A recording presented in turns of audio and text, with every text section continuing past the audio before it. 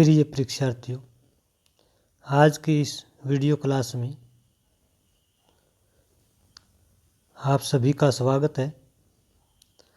आज के लेक्चर का टॉपिक है अक्टूबर 2020 में संपन्न हुए राजनीति विज्ञान के नेट एग्ज़ाम पेपर 2 का सेकंड पार्ट, यानी इससे पहले वाले भाग में हमने प्रश्न संख्या 1 से प्रश्न संख्या 50 तक हल किए थे। आज के लेक्चर में हम प्रश्न संख्या 51 से लेकर के प्रश्न संख्या 100 तक स्टडी करेंगे। नेट एग्ज़ाम पॉलिटिकल साइंस से रिलेटेड ये मेरा 5वां लेक्चर है। तो आइए आज के लेक्चर को डिस्कस के रूम में हम शुरू करते हैं। तो आज का पहला प्रश्न है, सूची 1 को सूची 2 के साथ सम्मिलित कीजिए। यानी 51वां प्रश्न है। इसमें एक तरफ राष्ट्रपति दिए गए हैं, दूसरी तरफ जो है कार्यकाल दिए गए हैं।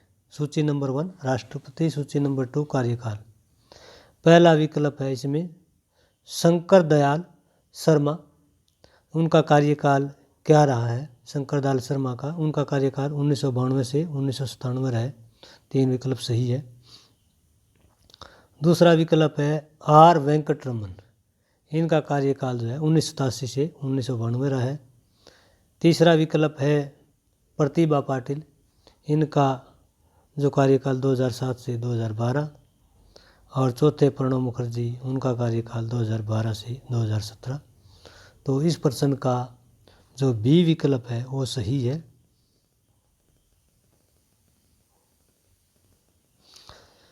A for 3, B for 4, C for 2 और D for 1।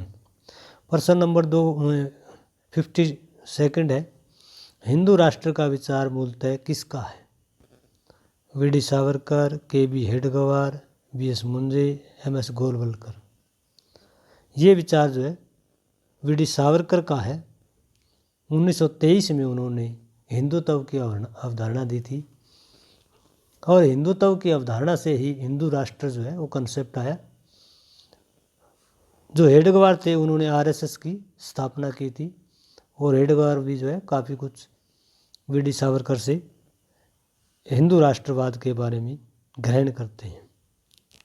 तो हिंदू राष्ट्र का जो विचार मूलतः है वो वी.डी. सावरकर का है। 1923 में उन्होंने हिंदुत्व की धारणा दी थी। ये विकल्प जो है इसका सही है। प्रश्न नंबर 53 है, भारतीय संघवाद के संबंध में निम्नलिखित में से कौन सा कथन असत्य है? यह संघवाद को संगठित रखने का एक उदाहरण है, यह सत्य है। इसमें अधिक शक्तिशाली केंद्र सरकार की प्रवृत्ति है, ये भी सत्य है। यह एक साथ आने के संघवाद की भावना को प्रतिबिंबित करता है, ये गलत है, असत्य है। इसे अर्ध संघीय प्रणाली कहा गया है, ये भी सत्य है। तो प्रश्न जो सी विकल्प है इसका वो सही है। यह एक साथ आने के संघवाद की भावना को प्रतिबिंबित करता है।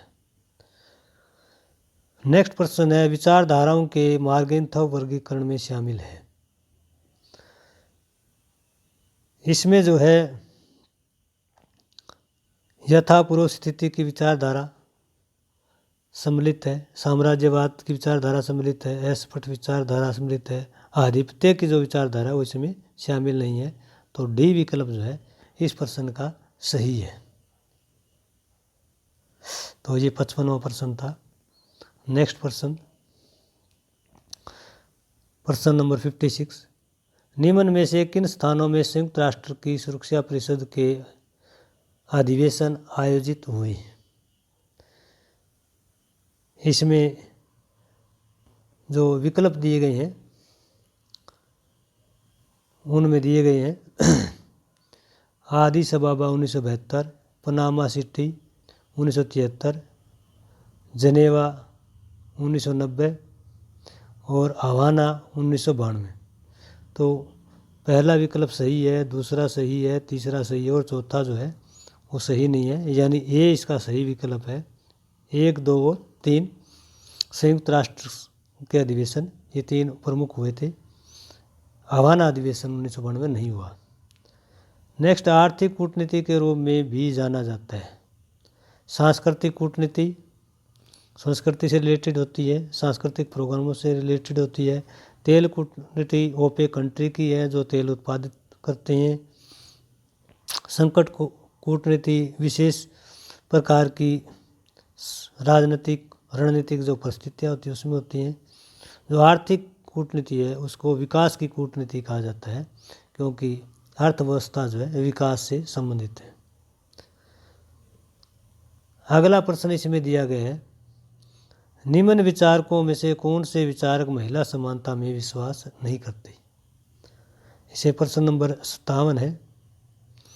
प्लेटो और मिल, अरस्तु और हीगल, मिल और मैरी वॉलस्टोनक्राफ्ट, प्लेटो और मैरी वॉलस्टोनक्राफ्ट। तो इसमें बी विकल्प जो है वो सही है, अरस्तु और हीगल। अरस्तु कहते हैं कि महिलाएं पुरुषों के अधीन होती हैं, और हीगल कहते हैं कि पुरुष प्रधान जो समाज है उसमें महिलाएं जो है घर के कार्यों तक सीमित हैं। तो महिला समानता में अरस्तु और हीगल जो है दोनों विचार नहीं करते। इसका जो है बी विकल्प वो सही है। अगला प्रश्न, नीचे दो कथन दिए गए हैं। पहला कथन है, प्रत्येक संविधान का अपना दर्शन होता है। ये बिल्कुल सही है। हर संविधान की अपनी फिलॉसफी है, हर संविधान का अपना दर्शन है। प्रश्न 2 है, भारतीय संविधान में निहित दर्शन को समझने के लिए हमें पंडित नेहरू के ऐतिहासिक उद्देश्यपरक संकल्प पर ध्यान केंद्रित करना होगा। ये पंडित नेहरू द्वारा 1928 में उद्देश्य प्रस्ताव पारित किया गया था कि भारत को हम एक संघीय राज्य बनाएंगे समाज राष्ट्र की एकता अखंडता के लिए।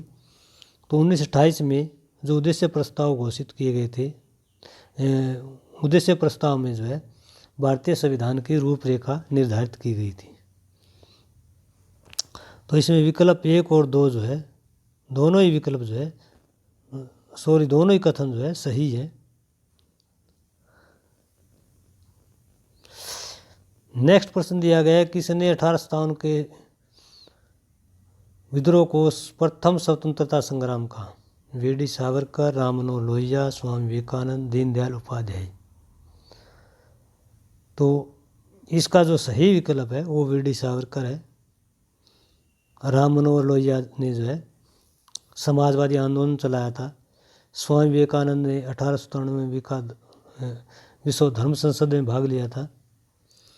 और दीनदयाल उपाध्याय ने जो है भारत में एक राष्ट्रवादी कॉन्सेप्ट जो हिंदू राष्ट्रवादी है उसका कॉन्सेप्ट की रचना की थी। इसमें जो सही विकल्प है वीडी सावरकर, जो स्वतंत्रता का उन्होंने जो है प्रथम युद्ध कहा था। आरंभ में एक सिपाही रिवोल्ट था, सैन्य विद्रोह था, और भारत में जनव्यापी यानी पूरी पब्लिक का, आम व्यक्ति का ये विद्रोह हो गया, इसलिए इसको स्वतंत्रता का प्रथम युद्ध कहा गया। अगला प्रश्न है, जयप्रकाश नारायण ने निम्न में से किन दलों का गठन किया। कांग्रेस सोशलिस्ट पार्टी, भूदान आंदोलन पार्टी, प्रजा सोशलिस्ट पार्टी, डेमोक्रेटिक प्रजा सोशलिस्ट पार्टी। जयप्रकाश नारायण ने कांग्रेस सोशलिस्ट पार्टी का गठन किया था, 1934 में किया था ये। और भूदान आंदोलन पार्टी का नहीं, और एक अन्य जो है प्रजा सोशलिस्ट पार्टी का भी गठन जयप्रकाश ने किया था। इसमें 1 और 3 जो है सही है। 1952 में जो है प्रजा सोशलिस्ट पार्टी का गठन जयप्रकाश नारायण, आचार्य कृपलानी और नरेंद्र देव के द्वारा किया गया था। तो इसमें 1 और 3 जो है सही विकल्प है। अगला प्रश्न है, पारंपरिक प्राधिकार या सत्ता की अवधारणा में निम्नलिखित में से क्या सम्मिलित है। पारंपरिक जो परंपरा से प्राप्त होता हो वो अधिकार, प्राधिकार या सत्ता। सत्ता 2 प्रकार की, वैध शक्ति जो है वो सत्ता कहलाती है। इसमें दिया गया व्यक्तियों द्वारा विरासत में प्राप्त प्रतिष्ठा के कारण प्राधिकार या सत्ता प्राप्त करना, ये बिल्कुल सही है कि किसी प्रकार विरासत में प्रतिष्ठा के कारण हमें जो सत्ता शक्ति प्राप्त होती है, वैध शक्ति, उसको पारंपरिक सत्ता या पारंपरिक प्राधिकार कह सकते हैं। तो इसमें एक सही है। बी जो है नियमों विनियमों के अधीन शक्ति का प्रयोग, ये एक प्रकार की संवैधानिक शक्ति है। किसी व्यक्ति द्वारा चमत्कारिक गुणों के आधार पर शक्ति का प्रयोग, ये दैवीय शक्ति है। विरासत में प्राप्त प्रतिष्ठा विकसित व्यापार संगठन के इतिहास में असाधारण योगदान के अनुसार शक्ति। तो पारंपरिक जो सत्ता है वो विरासत में प्राप्त हुई प्रतिष्ठा के कारण कहलाती है। तो इसका ये विकल्प जो है वो सही है। नेक्स्ट प्रश्न जो है भाष्य दिया गया है, निम्न में से संसदीय समितियों के उनके निर्माण के कार्यक्रम अनुसार जो है बताना है। इसमें पहला आकलन समिति है। आकलन समिति जो है 1950 में जॉन मथाई के द्वारा जो है इसकी स्थापना की गई थी, जो भारत में मितवैधता के लिए थी। दूसरे जो है विभागीय स्थायी जो समिति है, इसकी स्थापना 1993 में की गई थी। तीसरा लोक लेखा समिति 1921 में केंद्रीय विधानसभा के द्वारा, और लोक उद्यम समिति 1 मई 1964 को की गई थी। तो इनका सही विकल्प जो है वो 3142 है। इसका सी जो है सही उत्तर है। प्रश्न नंबर 63, उदार लोकतंत्र और बाजार के योग ने राजनीतिक और साम्यवादी विकास के इतिहास में समापन रेखा खींच दी है, यह कथन किसका है? सैमुअल पी हंटिंगटन, इन्होंने राजनीतिक आधुनिकीकरण की बात की है। बेंजामिन बार्बर, क्रोसिस कुकुबामा जो है इसका सही विकल्प है। उन्होंने कहा था कि जो उदार लोकतंत्र है और जो मार्केट ओरिएंटेड इकोनॉमी है उससे जो है राजनीतिक इतिहास में समापन की रेखा खींच दी है। तो इसका सही उत्तर जो है सी है।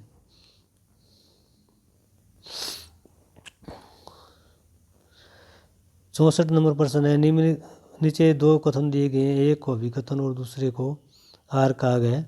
अभिकथन है स्वदेशी बहिष्कार राष्ट्रीय शिक्षा निष्क्रिय प्रतिरोध के वे तरीके थे जिनका बाल गंगाधर तिलक ने प्रयोग किया था। बिल्कुल सही है। बाल गंगाधर तिलक ने स्वदेशी बहिष्कार राष्ट्रीय शिक्षा इत्यादि का जो विरोध के तरीके थे उनका प्रयोग किया। तर्क इसमें दिया गया, तिलक बहिष्कार को एक प्रभावी अधिकार के रूप में हथियार के रूप में स्वीकार करते थे। ये बिल्कुल सही है।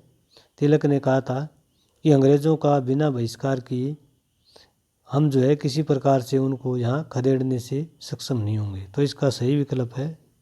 ए और आर दोनों सही हैं और ए आर की सही व्याख्या है। प्रश्न नंबर 65 है, अरस्तु का आदर्श राज्य सदैव प्लेटो का दूसरा सर्वाधिक राज्य है। ये कथन जो है जीएस सेबाइन का है कि जो आदर्श राज्य है वो अरस्तु का आदर्श राज्य है और प्लेटो का जो है दूसरा सर्वाधिक अच्छा राज्य कहा गया है। जीएस सेबाइन ने कहा है। इसमें आदर्श राज्य और दार्शनिक राजा के बारे में प्लेटो ने विचार किया था। प्रश्न नंबर 66 है, निम्नलिखित में से कौन कांग्रेस पार्टी के सिंडिकेट समूह का सदस्य नहीं है? एसएम निजलिंगप्पा, मोरारजी देसाई, के कामराज, वाई.वी. चौहान जो है ये सिंडिकेट समूह का सदस्य नहीं है। 1969 में इंडियन नेशनल कांग्रेस के 504 सदस्य थे कांग्रेस वर्किंग कमेटी के, उसमें 446 सदस्य जो है इंदिरा गांधी के पक्ष में थे और जो विरोधी गुट के सदस्य थे इंडियन नेशनल कांग्रेस ऑर्गेनाइजेशन थी उनको जो है सिंडिकेट कहा गया। जो इंदिरा गुट के सदस्य थे उनको इंडिकेट कहा गया। तो वाई.वी. चौहान जो है वो इंदिरा गुट के जो सिंडिकेट समूह के सदस्य थे। निम्नलिखित में से कौन भारत से पंचायती राज व्यवस्था के विचार का विरोधी था? इसका जो सही विकल्प है डॉक्टर बी.आर. अम्बेडकर थे। उनको पता था कि भारत में जो प्राचीन हिंदू सामाजिक व्यवस्था है उस सामाजिक व्यवस्था के कारण ग्रामीण स्तर पर अगर लोगों को इस तरह के राजनीतिक अधिकार दिए गए, पंचायतों की व्यवस्था की गई, तो ग्रामीण क्षेत्रों में जो ऊंच जातियां हैं, सवर्ण जातियां हैं, उनका दबदबा बढ़ जाएगा। इसलिए जो है संविधान में इस तरह की कोई व्यवस्था डॉक्टर अम्बेडकर ने नहीं की। वैसे 73वें 74वें संविधान संशोधन के द्वारा नए पंचायती राज एक्ट को जो है पारित किया गया। प्रश्न नंबर 68 है, प्रायश्चित्ता सिद्धांत के बारे में कौन से कथन सत्य हैं? प्रायश्चित्ता सिद्धांत यानी डिपेंडेंसी थ्योरी पर उन मार्क्सवादी और गैर लेनिनवाद का बहुत प्रभाव पड़ा जो विकास सिद्धांत के आलोचक थे। बिल्कुल सही है। दूसरा, प्रायश्चित्ता सिद्धांत आधुनिकीकरण के शांतिपूर्ण कर्मिक विकास की प्रक्रिया पर बल देते हैं, ये गलत है। तीसरी, दुनिया का विकास पहले से विकसित देशों के विकास पर निर्भर करता था, ये जो है बिल्कुल सही है। पहली दुनिया तीसरी दुनिया का शोषण नहीं करती, ये भी गलत है। तो इसमें 1 और 3 जो है वो विकल्प सही है। निम्न में से मैकियावेली के लिए सरकार का कौन सा रूप आदर्श है? गणतंत्र, कुलीन तंत्र, लोकतंत्र, वंशागत राजतंत्र। गणतंत्र का उन्होंने प्रयोग किया था और मैकियावेली को इटली का आधुनिक राजनीतिक विचारक कहा जाता है। द प्रिंस नामक पुस्तक में उन्होंने जो है फ्लोरेंस गणराज्य की वकालत की। प्रश्न नंबर 70 में दिया गया है, नीचे निष्क्रिय प्रतिरोध और सत्याग्रह के मध्य अंतर के बारे में कथन दिए गए हैं। इनमें से कौन कथन सही है? निष्क्रिय प्रतिरोध कमजोर वर्गों का हथियार है। सत्याग्रह कभी भी विरोधी को आतंकित नहीं करना चाहता, एक सही है इसमें। निष्क्रिय प्रतिरोध व्यवहार में नकारात्मक है जबकि सत्याग्रह सकारात्मक नैतिकता है। तीसरा विकल्प, निष्क्रिय प्रतिरोध सत्याग्रह के समान है, गलत है। चौथा विकल्प, निष्क्रिय प्रतिरोध को शारीरिक बल से भय नहीं होता जबकि सत्याग्रह को शारीरिक बल से भय होता है, बिल्कुल गलत है। सत्याग्रही जो है दूसरे के हृदय परिवर्तन करने की कोशिश करता है, वो शारीरिक बल से नहीं डरता। तो इसमें 1 और 2 जो है विकल्प सही है। प्रश्न नंबर 71 है, निम्नलिखित में से कौन सी सतही अथवा सुधारवादी परिस्थितियों की विशेषताएं? इसमें जो है सुधारवादी परिस्थितियां पारिस्थितिकी एवं पूंजीवादी आधुनिकता के मध्य सामंजस्य स्थापित करती है, बिल्कुल सही है। प्रश्न सीरियल नंबर 2 इसमें दिया गया, यह वृद्धि की सीमाओं को स्वीकार करती है, ये गलत है। सीरियल नंबर 3 दिया गया, यह पारिस्थितिक केंद्र को अपनाते हुए मानव केंद्रवाद के समस्त रूपों को अस्वीकार करती है, ये भी सही है। चौथा दिया गया है, यह पर्यावरण की स्थिति को सामाजिक लागत मानती है, ये भी सही है। इसमें विकल्प 2 गलत है, तो डी विकल्प जो है इसका सही है। प्रश्न नंबर 72 सूची 1 का 2 से मिलान करना है। इसमें पहला दिया गया है गीतांजलि। गीतांजलि जो है वो ईश्वर के प्रति समर्पण के बारे में बात करती है। दूसरी समय रचना जो है गोरा दिया गया है जो औपनिवेशिक भारत में विविधतापूर्ण सामाजिक जीवन का विश्लेषण करती है। तीसरा इसमें साधना दिया गया है। साधना जो है वो जीवन का बोध कराती है। और चौथा जो है घर बाहरी, ये भी रविंद्रनाथ की रचना है। ये जो है स्वदेशी आंदोलन की पृष्ठभूमि में जीवन के गहन अर्थ के बारे में वर्णन करती है। तो इस प्रश्न का सही विकल्प सी है, A4, 2B4, C1 और D3। निम्न में से किसने वास्तविक गुट निरपेक्ष की वकालत की? एनडीए सरकार, आई.के. गुजराल सरकार, जनता पार्टी सरकार, यूपी सरकार। इसमें जो है जो जनता पार्टी की सरकार 1977, ये विकल्प सही है। उन्होंने जो है अमेरिकन और रशियन दोनों प्रकार के गुटों से दरकिनार करते हुए जो न स्वतंत्र देश थे उनका जो है हर मोर्चे पर जो है सहयोग किया, उनको विश्वास में लिया। प्रश्न नंबर 74, पर्यावरण संबंधी हरित दलों का उद्भव निम्नलिखित में से किससे हुआ? ये विचारधाराओं के राजनीतिक दलों से पृथक होकर, लोकमत का दबाव, ये भी गलत है। भूमंडलीकरण चेतना का आधार, ये भी गलत है। नवीन सामाजिक आंदोलन, विश्व स्तर पर जितने नवीन सामाजिक आंदोलन हुए हैं उन आंदोलनों से नए हरित जो दल है उनका उदय हुआ है। जैसे 2017 में सुरेश नोटियाल ने इंडिया ग्रीन पार्टी का गठन किया।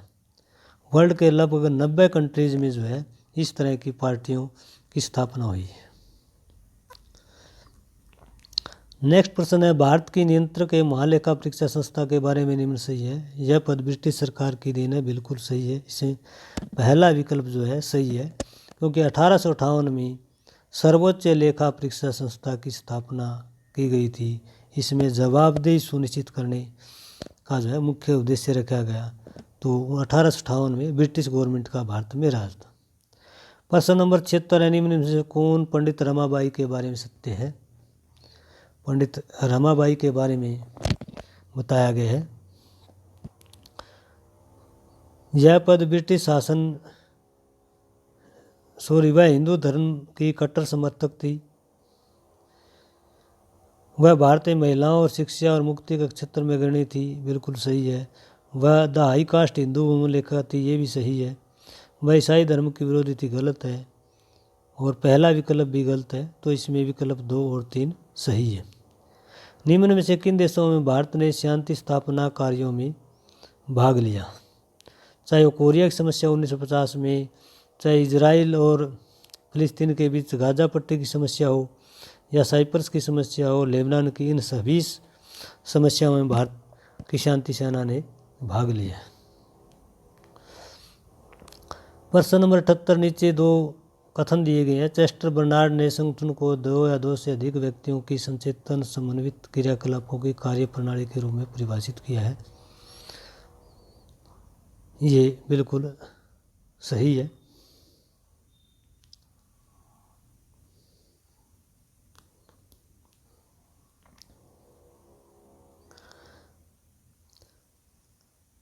कथन 2 दिया गया, चेस्टर बर्नार्ड ने इस दृष्टिकोण का समर्थन किया कि मनुष्य मुख्यतः आर्थिक प्रोत्साहन द्वारा प्रेरित होता है। चेस्टर बर्नार्ड ने ऐसा नहीं कहा कि मनुष्य आर्थिक प्रोत्साहन द्वारा प्रोत्साहित होता है। तो कथन 1 सही है और कथन 2 गलत है।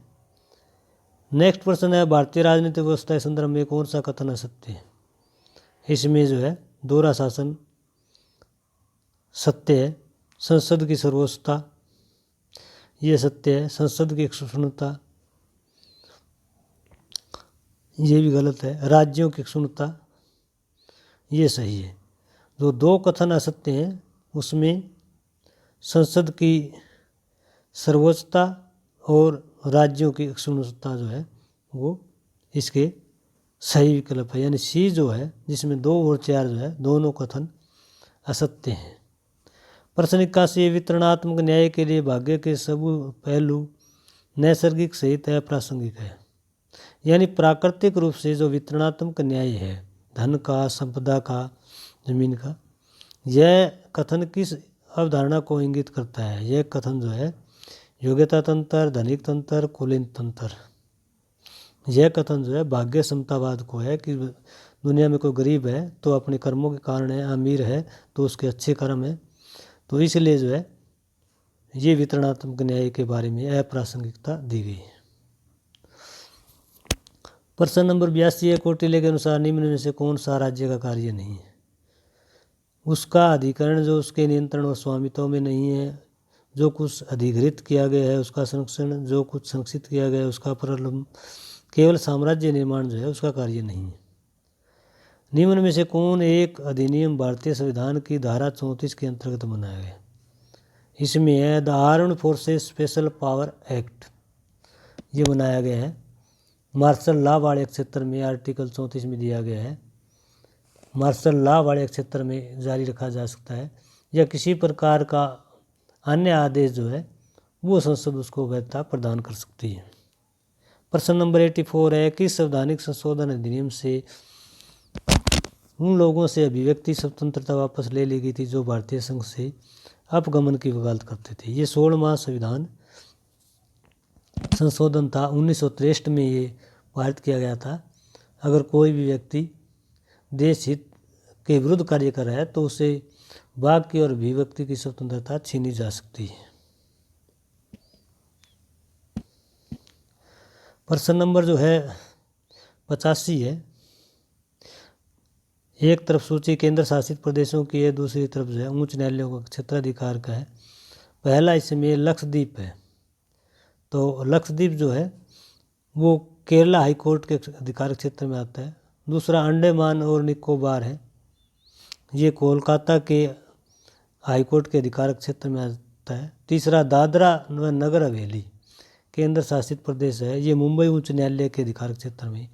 और चौथा पुडुचेरी, ये यूनियन टेरिटरी मद्रास के अधिकारक क्षेत्र में आता है। तो इसका सही प्रश्न जो है वो डी है।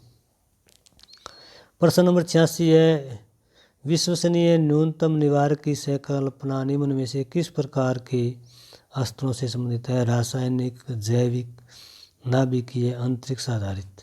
ये जो है नाभिकीय संकल्पना जो अस्त्र है उससे संबंधित है। प्रश्न 87, भारतीय राज्य व्यवस्था को गतिहीन अनुत्तरदायी राज्य के स्थान पर नियमित आंदोलन की दृष्टि से स्थायी किसने कहा? ये जो है Myron Weiner, James Manor, WH Morris Jones, Atul Kohli. ये मॉरिस जोन्स ने कहा था, विचार दिया था। ये भारत में सरकार और राजनीति उनकी पुस्तक है। प्रश्न नंबर 88, दो कथन दिए गए हैं। पहला कथन है भूमंडलीकरण ने भारत में लोकतंत्र को सुदृढ़ करने में सहायता दी है, बिल्कुल सही है। कथन 2 है कि भूमंडलीकरण ने भारतीय समाज पर गहन प्रभाव डाला है। दोनों ही कथन सही हैं, इसका ए विकल्प सही है।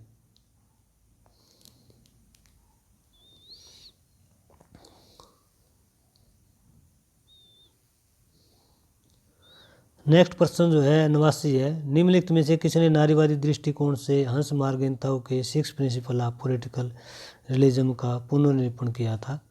इसमें जूडिथ बटलर है, MJ टिकनर है, एलेम एंड फिंसेला है और पेट्री फ्राइडन है। तो JN टिकनर जो है उन्होंने जो है हंस जे मार्गेंताओ के जो 6 सिद्धांत दिए थे पॉलिटिकल रियलिज्म का, उसी से संबंधित है।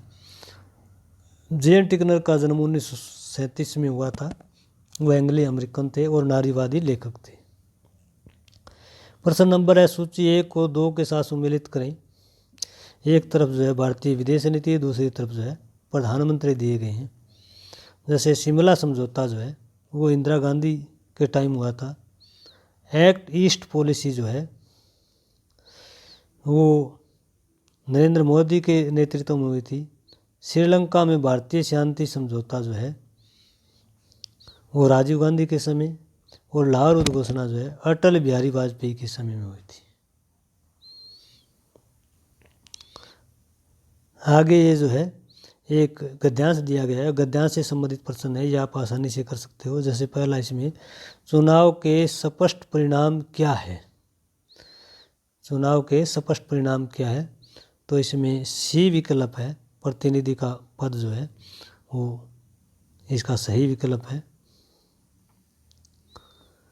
नेक्स्ट 92 नंबर प्रश्न दिया गया है, प्रतिनिधियों ने अपनी उपलब्धियों पर क्यों गर्व अनुभव किया? इसमें B सही है, उन्होंने ऐसे निर्णय लिए जिनसे समझौता हुआ। प्रश्न नंबर 93, निम्नलिखित में से किसे प्रतिनिधित्व के परिदृश्य में दर्शाया गया है? चुनाव अभियान के दौरान जो है बड़ी बड़ी आशाएं। प्रश्न नंबर 94, लोगों पर प्रत्यक्ष या अप्रत्यक्ष रूप से क्या प्रभाव पड़ा? कार्यकारी दम, न्यायिक सक्रियता, संसदीय संप्रभुता, विधायी समझौता इसका सही विकल्प है। प्रश्न 95, लोकतंत्र की यूनानी और अस्तुवादी अवधारणा का अर्थ है नागरिकों की वैचारिक शक्तियों पर राजनीतिक आदर्शों की निर्भरता। प्रश्न नंबर 96 है, सशक्त अधिकारों के लिए आवश्यक है अनुमानित होना, अनुमति प्राप्त होना, गृहीत होना, विहित होना। इसका सही उत्तर जो है अनुमति प्राप्त होना। प्रश्न नंबर 97 दिया गया है, राज्य के विरुद्ध जिन अधिकारों का दावा किया उन्हें माना जाता है, उन्हें मौलिक अधिकार माना जाता है। प्रश्न नंबर 98 दिया गया, सरकार के विरुद्ध अधिकार तब तक उपयोगी हो जाते हैं जब समाज को बहुसंख्यक और अल्पसंख्यक के आधारों पर बांटा जाता है, जाति के आधार पर, वर्ग के आधार पर, नस्ल के आधार पर, धर्म के आधार पर, नस्ल के आधार पर। प्रश्न नंबर 99, समाज सामान्य कल्याण के लक्ष्य को प्राप्त करने हेतु जिन अधिकारों को सीमित किया जा सकता है उन्हें कहा जा सकता है सशक्त अधिकार, मौलिक अधिकार, मानव अधिकार, अशक्त अधिकार। धार्मिक स्वतंत्रता का अधिकार जो है, संपत्ति का अधिकार, समानता का अधिकार, स्वतंत्रता का अधिकार, शिक्षा का अधिकार, ये विकल्प दिया गया इसमें। तो ये आज का जो हमारा 100 नंबर का जो प्रश्न है 51 से लेकर के 100 तक, ये पार्ट बी है। अक्टूबर 2020 का ये नेट पॉलिटिकल साइंस का पेपर 2 का बी पार्ट है और ये यहाँ से कंप्लीट होता है। किसी विद्यार्थी कोई क्वेरीज है, डाउट है, कन्फ्यूज है, तो विद्यार्थी जो है कमेंट बॉक्स में जाकर के कमेंट कर सकते हैं। और आगे आने वाले जो प्रीवियस पेपर है उनके सॉल्यूशन के लिए आगे जो वीडियो डाले जाएंगे उनको देखते रहिए। आप सभी का धन्यवाद।